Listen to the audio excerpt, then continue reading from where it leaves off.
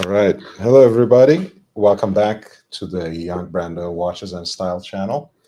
I'm here with my good friend Ben, and we're Hello. going to have a very interesting unboxing for you.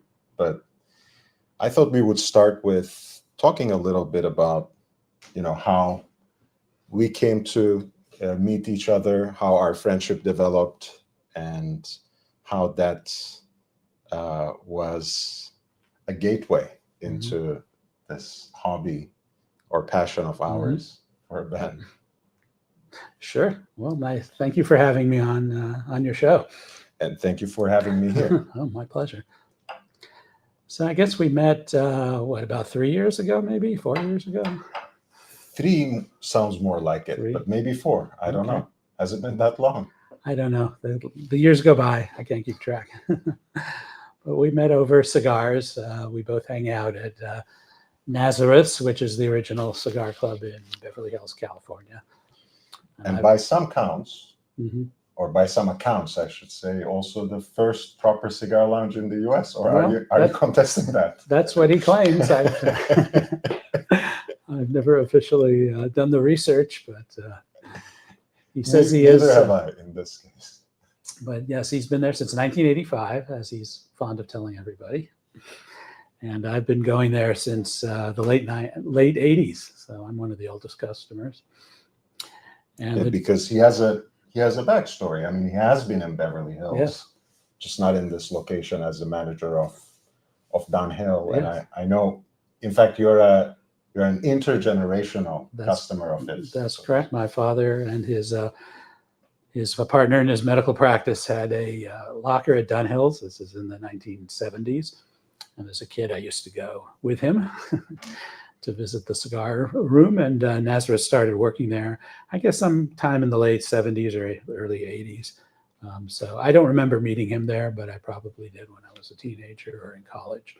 Yeah. And when I, fell from grace and took up cigars as my main vice, I rediscovered Naz. He had just opened his cigar lounge a few years before that, and I've been hanging on ever since. So you do have a lot of seniority over me in the cigar lounge, and over basically everyone else. Yes, doesn't get me anything, but I suppose that's true. The ignominy, yes. If nothing else. So when I first met you, maybe you had a previous interest in watches. I know, obviously, you're familiar with the concept, the wristwatch, but you didn't really have a daily driver, so to speak. You didn't really have a wristwatch that you wore on a daily basis. And I feel like, because you're one of the best behaved and most gentlemanly people in that particular cigar lounge, let's put it like that. So usually you don't barge into conversations, you don't intervene or interfere. So for me, it's kind of I can't situate it in time. When was it that you became really interested? Because I remember you usually doing your own thing, and at some point we started talking watches, but I don't know how that started. I guess it happened gradually. I'd never really been interested in watches. We have another mutual friend at the cigar lounge who has a Patek. What does he have? A 3971, which is one of the great watches in the world. And for years, he used to tease me that, I'm an attorney by trade. He said I needed to have a really nice watch. And I had been wearing an Abel quartz watch for years and years. My parents got me for my 30th birthday, which I liked because it was very thin and very easy to maintain.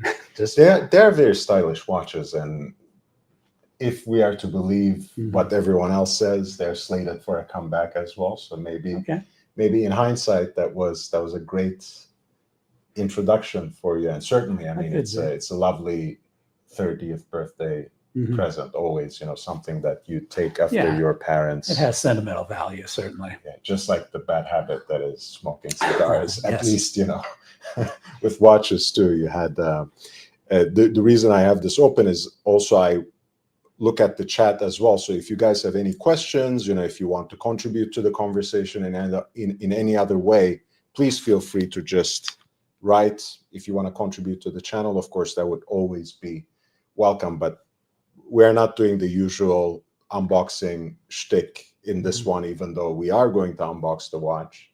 We're mostly interested in, having this conversation, getting to know more about Ben. So gradually, but then it happened all at once. I think it was, just by listening to you, speaking with other people there, other watch enthusiasts, and kind of getting interested in it. I'm not a great collector of anything, although I do have some Japanese art. That's probably the one area I was interested in for a long time.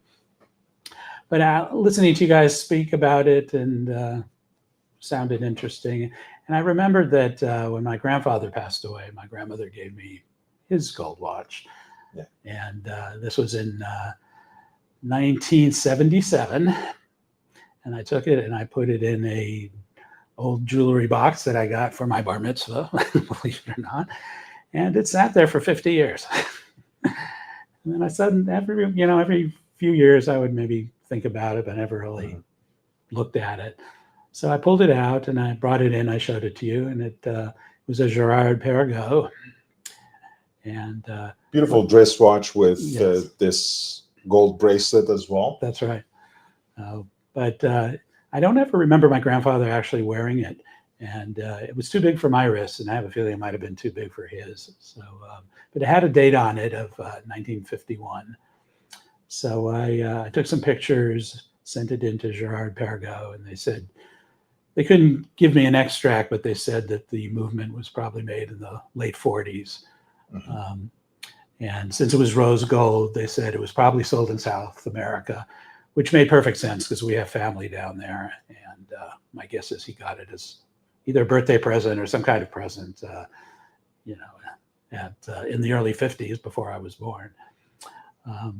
So I had it serviced, and I had a leather band put on it, and that was started to wear. That was kind of that sparked my interest. That's true. And the beautiful thing about that watch, again, beyond the fact that it's an heirloom, I think it was also a nice way of learning about some of these nuances, because it was basically an integrated bracelet dress piece. So when you remove the bracelet, you are left with soldered lugs. So a common friend of ours here, Alex Grunberg at Cherry Creek Watch Company, ordered a special leather strap for it that hangs onto, that wraps around those fixed lugs. And I think it's a still, very beautiful piece. And I think, as you will see soon, Ben has less qualms about wearing a gold watch on a daily basis now. Sure. So that will maybe come back to the rotation soon enough.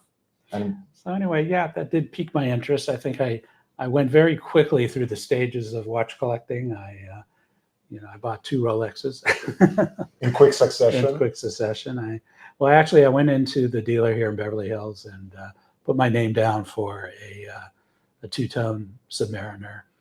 Blues. Yeah, bluesy. This was a couple of years ago, and still kind of the tail end of the COVID rush. So I figured I would have to wait 6 months or a year.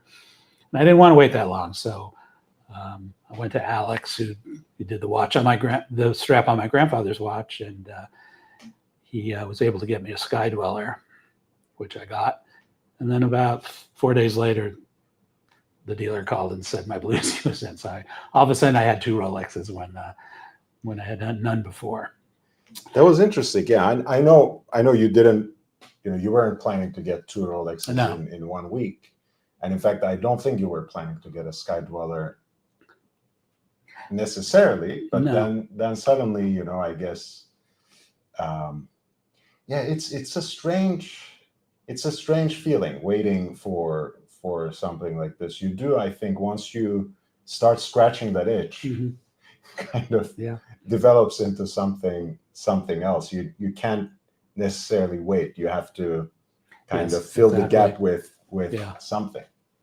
Yeah, and I do, do a fair amount of travel, and I thought having a dual time watch made sense. And I didn't really like the look of the GMT for some reason. The Sky Dweller just looked cooler to me. So Yeah, that's how I ended up with that. honestly, for me, it's just too big to my wrist. It's a big watch. Yes. From a technical perspective, it's great. It's one of the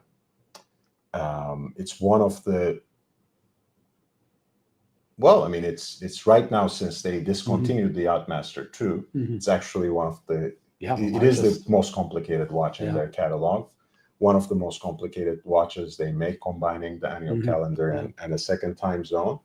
And, you know, again, I'm not too hot on the design of the Sky Dweller, but I'm also, you know, as much as I like the GMT Masters, and I have a couple in my collection, it started feeling too generic, right? You know, everyone has a GMT Master, and even though I went the vintage, neo vintage part, that's still, there's not much to distinguish them. I think that was a good decision, actually. But I feel like, you know, some of the passion continued to translate, because you ended up with Gégé Lecoultre as well. I did. I just, you know, I was fascinated by the Reverso, and you know, as I started to get into watches, I just got drawn to the calendar watches, the complicated watches. So that was my next acquisition.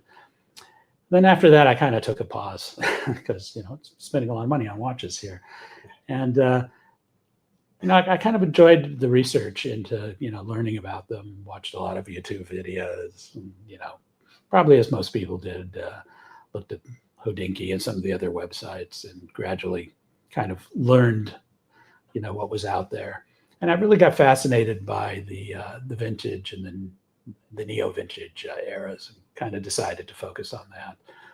I think it's something a little more romantic about the days when they designed watches by hand, and you know, we're using computer aided design and CNC machines and all of that, and just really, you know, enjoyed the story of the Holy Trinity, and kind of decided that that's where I wanted to focus. And like I say, I like the Perpetual calendar, so that kind of steered me into the direction that I've been going. So I guess we mostly know what's coming at this point. So I would encourage you to hit the like button to give our channel a little bit of a boost. Patel Philippe, thank you. You have been a member for 13 months. Can't believe that. Tabrik Megam, Mr. Brando. The congratulations goes to Ben. In this case, we're unboxing his watch. And yeah, it was the Reverso is the modern triple calendar in stainless steel. So obviously that also ends up being a calendar and dual time watch, you know, much like your Sky Dweller, even though the aesthetic is, of course, completely different. And that was really, you know, again, this is a story of a friendship, of our shared passion for wristwatches, and really the commitment to enhancing our knowledge together as well. So when Ben started talking about Perpetual calendars, I had a few ideas in mind, you know, the usual suspects, especially when, as Ben said, when you're looking into the Holy Trinity, are a little bit too obvious. Of course, you know, you could go for something like a 3940. And as much as I, you know, respect, you know, since we are talking about Holy Trinity, the canonical status of 3940, I have a particularly soft spot for vintage / neo vintage AP, in the way they carried on the tradition of making ultra thin pieces. And of course, to me, coming again with a certain passion for Gégé Lecoultre and the kind of movements they supplied to Audemars Piguet, to Patek Philippe, to Vacheron Constantin, I was thinking, you know what? AP actually has some nice stuff that actually happens to be a bargain as well. Maybe you should look into that, and maybe I can help you find a decent example. Maybe I can help source an interesting piece.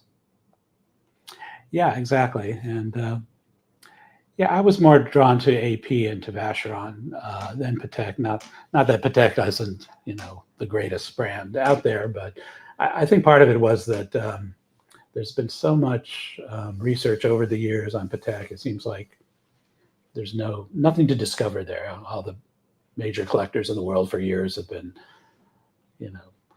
studying Patek. They always dominate the auctions. There's so much research out there and scholarship, and AP and Vacheron seem to be left behind a little bit. And AP in particular seems to have kind of a critical role in the Swiss watch industry, with the Royal Oak and then the Cartier and Perpetuals. They really helped to save the Swiss watch industry in the 70s. And I just found that really interesting. And it was a time when I was just looking through this book. I'm sure most of you have it. The AP's 20th Century Complicated Watches. But they were such a small company for most of the 20th century. In 1977, they said they had 130 employees making less than 10,000 watches a year. I mean, it's just a tiny little operation. And before the 70s and the 50s and 60s, and before that, each watch was essentially a one-off creation. Right. That's why that book in particular is such a treasure trove. Whatever. I think it exists in English and French. I don't actually know which was the original language because it was a collaborative effort. So, Michael Friedman, who was the technical director at the time, and many people, Stefan Vivas and many others have collaborated on it. But it's really incredible. With the first of all, I mean, it has some great photographs of those watches, which to a certain extent are either pièce unique or part of a very limited run. And it also has a very detailed archival breakdown of how many pieces were produced in a certain case style and in what material exactly. So if you like nerding out as much as you like going through narrative, this book covers it all. And on that note, also, it's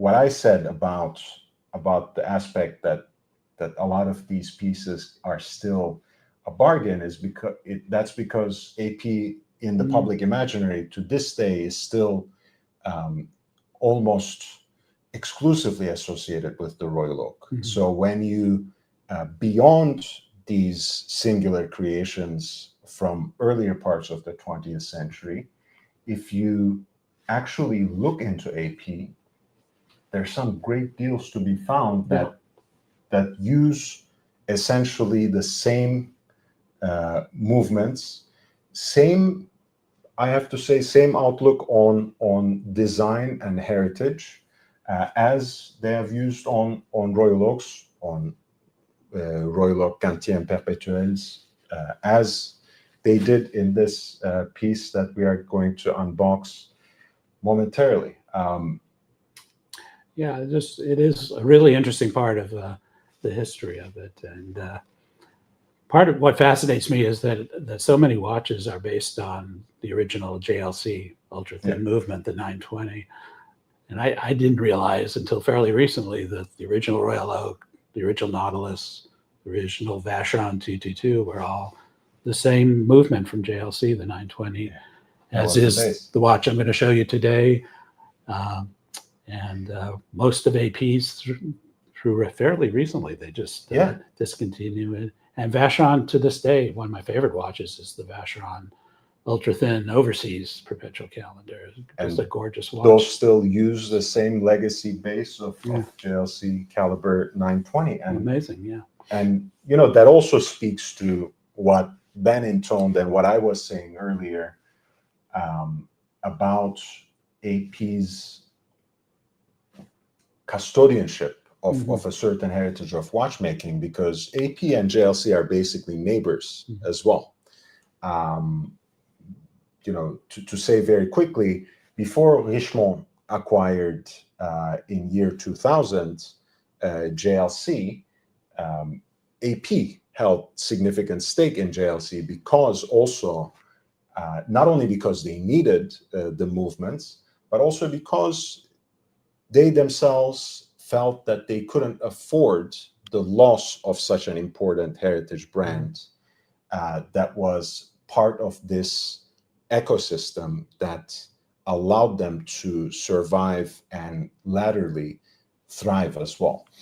It's to this day, I mean, again, we know AP through a bunch of other things, but I know for a fact that their workshops today would service any watch that comes from an extinct Valet du Joux watchmaker, because that's how much they care about preserving the legacy of that movement. So for the JLC 920, the Perpetual calendar version, broadly we can call the 2120 line 2800, was of course discontinued in kind of two acts very recently by AP. One was the collaboration they did with John Mayer, and the open work version, they used it for the very last time in the 150th anniversary Royal Oak that they released also very recently. And with that, of course, there has been an upsurging of interest in AP Perpetual calendars. And I would say not only in the new caliber 7138. Chalk flew up. Thank you so much. Good afternoon to you as well. Thank you so much for your contribution. So Patel Philippe says AP was world's first perpetual calendar with leap year. Prior to AP doing it, there was no leap year on a perpetual calendar, not even from Patek. They have a lot of history. Indeed, that's going to be something we'll talk about, I think, after we unbox. But shall we do it? Shall we? Yeah, let's start.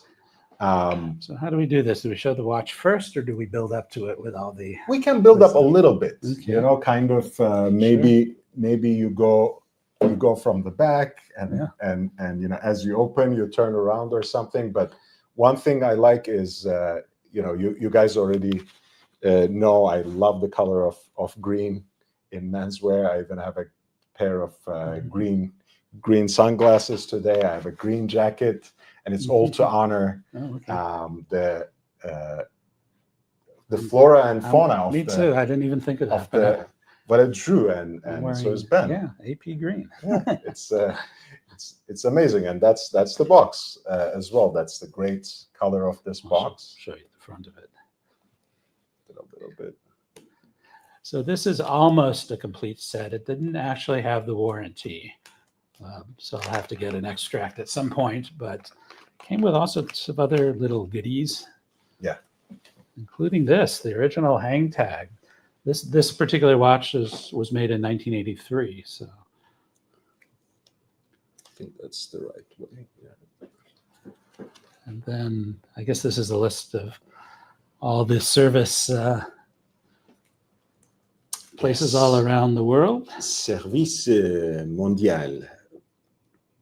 Of course, the French use the word mondial rather than global, but kind of like the global service locations, as and then it came with this, which seems superfluous, but it's kind of interesting.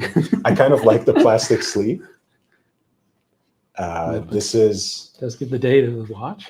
It says important, the automatic perpetual calendar wristwatch movement number XXXX has been adjusted by our watchmakers on the month of December in the year 1983. For any future adjustment, it is necessary to take into account this initial adjustment in order to ensure the leap years fall in the correct year. since this particular watch does not have a leap year indicator. We'll talk a little bit more about that from both the technical and aesthetic perspective. You guys know I'm very vain, so I will lean quite hard on the aesthetic perspective and actually tell you how much I appreciate the absence of it.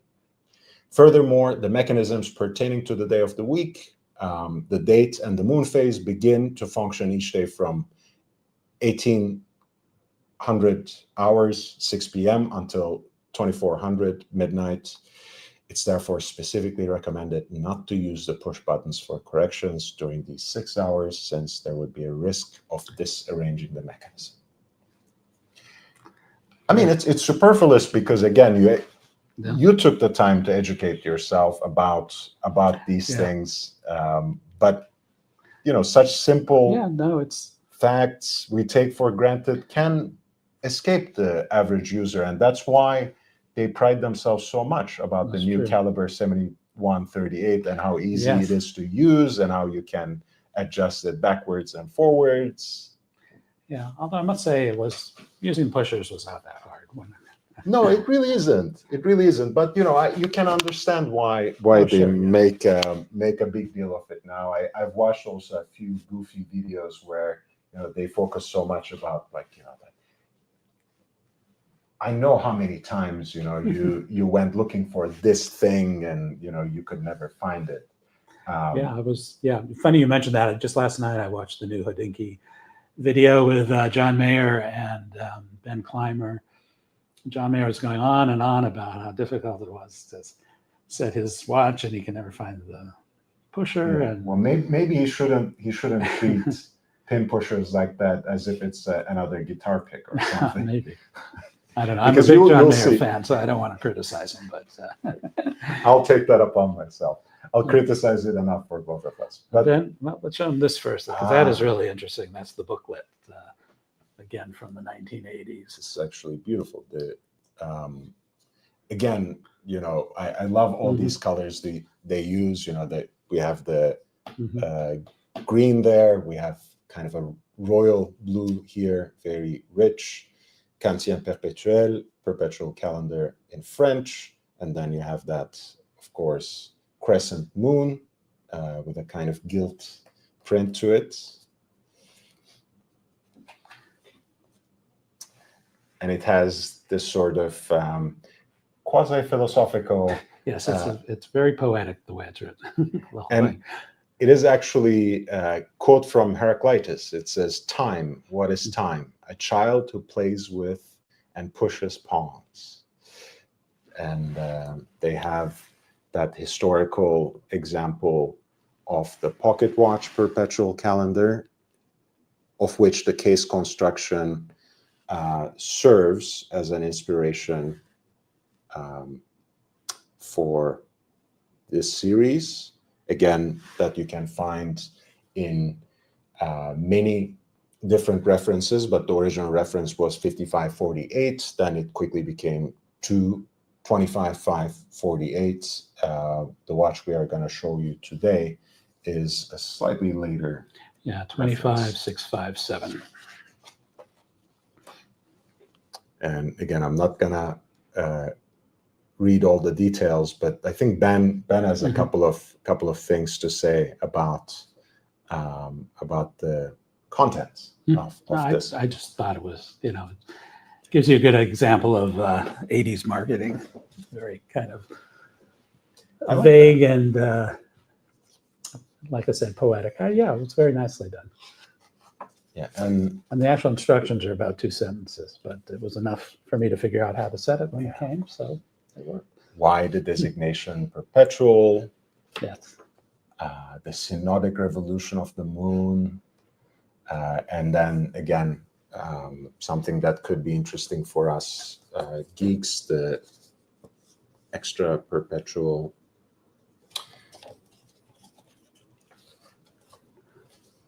extra flat or ultra thin pocket watch perpetual calendar that was the inspiration. And finally, it says,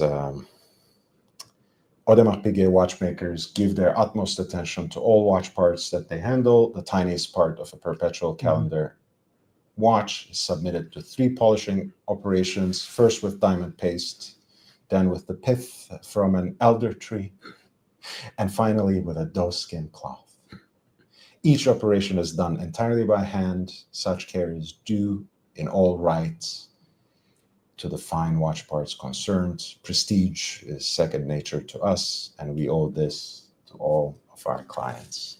But yeah, like you said, the practical information is basically delegated to a few sentences. It is mostly marketing material, but it's beautiful. Yeah, it is. It's beautiful. All right, they're probably going crazy. Let's show them the watch.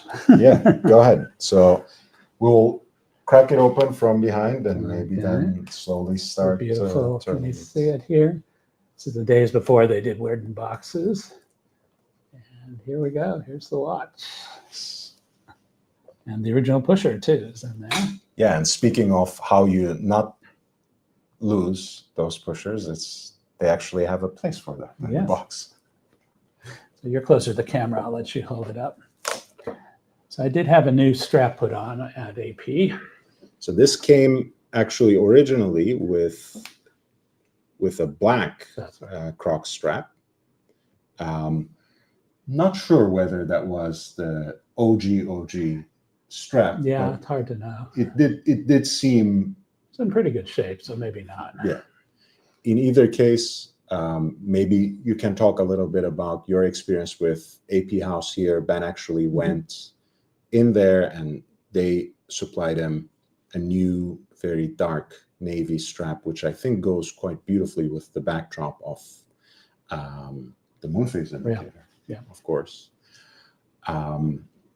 Speaking of the ultra thin aspect of this watch, of course, that's in the first place enabled by the Jaeger-LeCoultre Eboche of caliber 920, 2120 line 2800 here.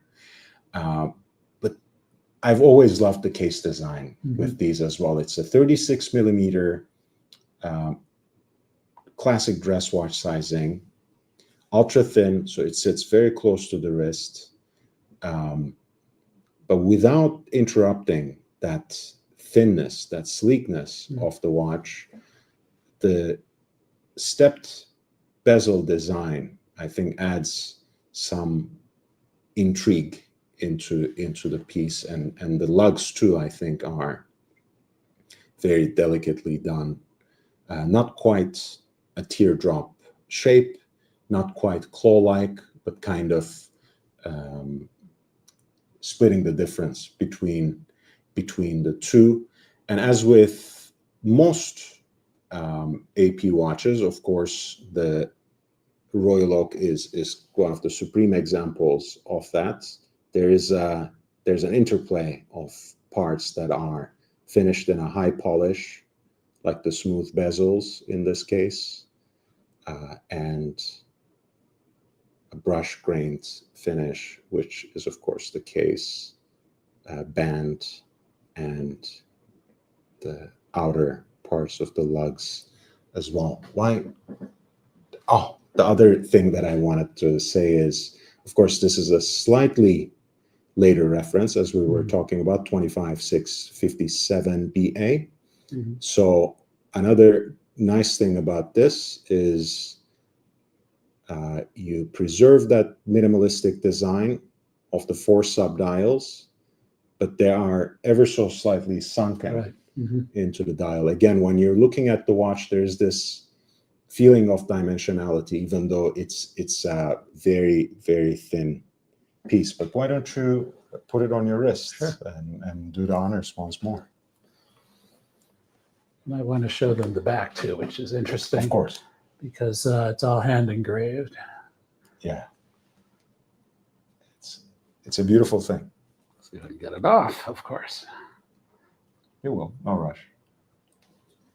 And I believe it's the original buckle, but maybe you can show the camera. It's got very delicate engraving around the edges. So this is the original. It is the original buckle. But of course, there was an option of either a tang buckle or a déployant buckle, just as I believe, don't take my word on this, but I think it was perhaps optional to get a winding box as well. So I do believe that this is the original box as well. Of course, on the case back, you have the hand engraved small case number as well. There's the large case number, and of course, the phrase quantième perpétuel automatique. Yeah, it's really, I mean, I'm gonna try to get it as close as possible to the camera without the glare. But it's really a fantastic piece. Yeah, it's a very, it's a beautiful layout. In a way, it almost looks like a generic perpetual calendar, but I think that's because most of the later ones are based on this design. Yeah. It's got, 4 subdials to give you the 4 main pieces of information: the date of the week, the date, the month, and the moon phase. If I can get it on with my chubby fingers here. I'm starting to think I should get that deploying class. Yeah, it's we are kind of doing the ultra thin Yes. AP thing today, but the déployant clasps, mine is a much later watch, of course, are always a thing of beauty. There are ones that go more specifically with that time period, which I think have kind of a very ornate, interesting design, as if they're kind of door handles on here. This one was designed by Emmanuel Guet, the same designer who did the Royal Oak Offshore, and he was also the person who brought the military dial concept to AP with those slightly oversized, radially arrayed Arabic numerals for hour markers and the specific sets of sword hands and arrow seconds hand that go with it. But again, one of the beautiful things about both of these watches is how sleek they are, but how the precious metal body actually adds a certain heft to it. So it really sits very close to the skin with a certain subtle presence that's not overbearing, but that is quite visible. That's there to be seen. Yeah, I will say it's very comfortable to wear. It's very thin. And I've never been a fan of yellow gold, but I think on these smaller, older neo-vintage watches, yellow gold actually, it's beautiful because it's not overwhelming like some of the bigger pieces that you see in modern APs or modern Rolexes. Yeah. It's very discreet. It's very discreet. From its size, from its proportion. Another thing I like about gold watches from the 20th century, we can say now, is also they do take on patina as well, right? Yes. A lot of these brands today, whether it's AP, Rolex, Patek, to a lesser extent, some of the other smaller brands and even independents, obviously they go for alloys that don't necessarily lose that shine, lose that particular character from the time they're sold to the time they might become an heirloom object. Whereas these things take on a patina, like my piece, which is yellow gold. A lot of people think, is it pink gold? Is it bronze? Is it something else? And to me, that's very flattering. Actually, it really tells a story of a life well lived, at least on the part of that watch, because it's been with me only for a little more than a year now. So it's been a while. Maybe I should not in the form of an unboxing, but like a first year review on my 14800 Royal Oak as well. I will say that you wear that watch, I think, more than any other watch in your collection, maybe more than all the others combined. So it's clearly your favorite. These days, it's been like that. It's been like that. Honestly, you know, it's hard, right? That's why I said in the beginning, I said it instinctively, intuitively. When I first got this watch, I said, if I only got to keep my father's Submariner and this, I would be set. I could be fine. And now, more than a year of ownership, that actually rings true. Like, you know, if I died today with those two watches, I would die a happy man. It's you know, and they are, again, they're both very simple. They you know, they do belong to that period of mid-century design as it evolves into neo-vintage aesthetics, and great for everyday wear, even though they are, of course, very precious, have a lot of history, have a lot of craftsmanship, but that's what they are for. You know, they're supposed to be worn and enjoyed. And yeah, they're very wearable too. As I keep telling Ellie, I'm amazed that it keeps almost perfect time, you know, after 43 years. It was serviced fairly recently, but still, you just, you know, as long as you keep it wound, it's a perpetual calendar. You never have to do anything to it. That's it. Yeah, that's the next thing we have to do for you also. Like, you know, that we need to get you a winder. You guys know, like, you know, we talked about this a number of times during my live streams, and I'm not necessarily an advocate of winders for watches at all. But if there's one case where it's not only justified, but absolutely necessary, is when you have a self-winding perpetual calendar. Obviously, you should have a winder for it, except Ben, at least at this stage, Ben doesn't really need it because he wears it quite often as well. It's certainly part of the weekly rotation. And I remember the first couple of months also, you know, there was almost no other watch being worn. No, it's great. I mean, it really is a perfect everyday watch. I think these days you can wear it with anything. I wear it with blue jeans all the time, as well as with a business suit. Yeah, you know, I mean, that there's that about a classic perpetual calendar. On the one hand, of course, if you're a pedant, you'll say, oh, you know, it's not really a real dress watch. That should only be like a two-hander and whatever. But we all know this is actually a great complicated dress watch. Projects something actually very tasteful, very distinctive. But that being said, because of how that white dial contrasts with the heat blued hands, which is a way of making it more legible, really more than anything, and the moon phase indicator, there's a sense that this watch has something else, something more to it, you know, kind of a playful, if not necessarily a sporty aspect. And I think it's from that perspective, it probably looks a little more versatile with the navy strap rather than the good old school black croc, which of course is somehow more universal, but also a little more formal as well. Being a fan of green, of course, I tried to, you know, that's where my influence ends. I tried to say, like, you know, get something green, get something, you know, racing green, hunter green, pine green. I couldn't convince Ben. What can I do? What can I say? But as we are wrapping up the discussion today, I will once again ask you to hit the like button if you have not. If you have any questions, any contributions that you would like to make, please share them in the chat. If you would like, in the form of a super chat, that would be great. If you want to support the channel, YouTube offers a lot of different ways, and there are some links in the video description for you to consider as well. I've said in the beginning, you know, this was also a job well done for me, since I helped source it for you.